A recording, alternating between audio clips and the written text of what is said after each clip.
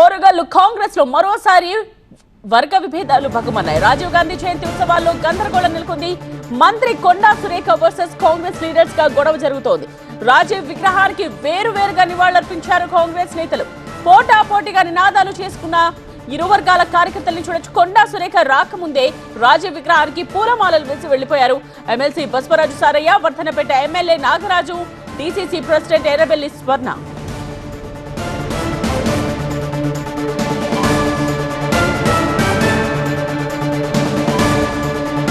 తమ బాధ్యతగా అందరికీ సమాచారం ఇచ్చామన్నారు మంత్రి కొండా సురేఖ. కానీ వాళ్ళంతా వేరువేరుగా రాజీవ్కి నివాళులు అర్పించారన్నారు. అయితే దీన్ని రాజకీయం చేయదలుచుకోలేదన్నారు కొండా సురేఖ.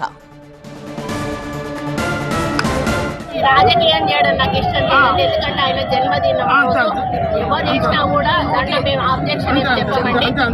మా తరఫున మేము నాయకులు అందరికీ ఇన్ఫార్మ్ చేసినాము. వీళ్ళు ఎవరైతే ఇక్కడ స్టాచ్యూ పెట్టారో పుల్ల భాస్కర్ గారు అనేది తెలుసు. వాళ్ళ ఆధ్వర్యంలో మేము వచ్చాము, చేసాము. దీన్ని రాజకీయం చేయడం